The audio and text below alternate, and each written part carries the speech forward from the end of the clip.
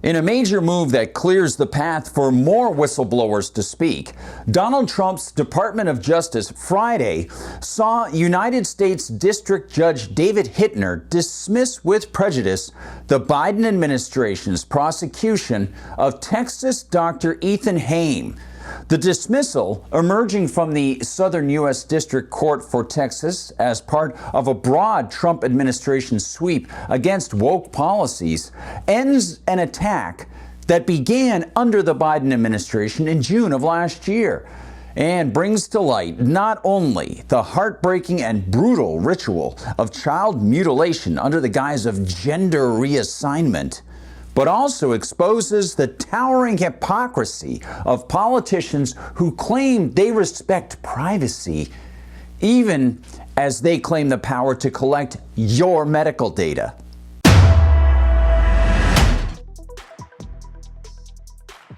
Hi everyone, I'm Gardner Goldsmith for MRC TV, and here's the story. Thomas Stevenson writes for the Post-Millennial, quote, Texas Dr. Eithan Haim, who was prosecuted by the Biden administration's Department of Justice after he exposed and spoke out about Texas Children's Hospital illegally performing child sex change procedures, has had his case dismissed after the Trump administration's DOJ dropped the charges in the case on Friday.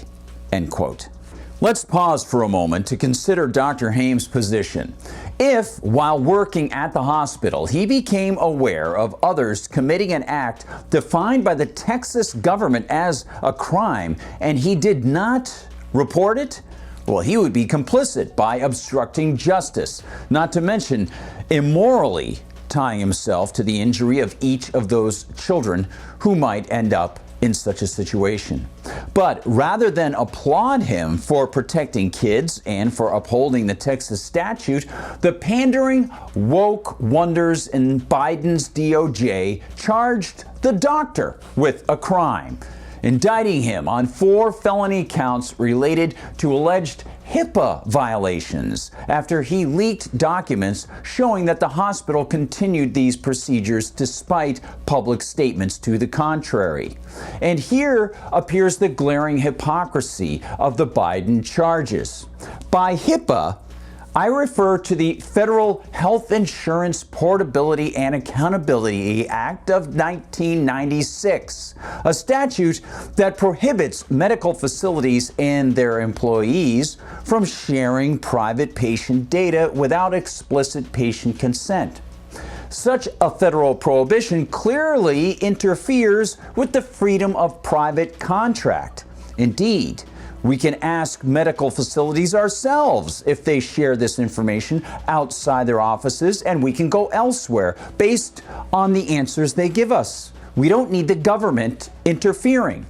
And sometimes the sharing of such information can be beneficial, facilitating faster response away from home in an emergency. We and our chosen doctors should not be coerced into performing their ritual of the sign the HIPAA release form just because politicians command that we do so. Additionally, and this is where the Biden hypocrisy really becomes astonishingly clear, the proponents of HIPAA claim that it protects medical privacy. But between pages 75 and 96 of the statute, the federal government claims for the Secretary of Health and Human Services the power to assign a unique identifier to each American visiting a medical facility that deals with federal government programs.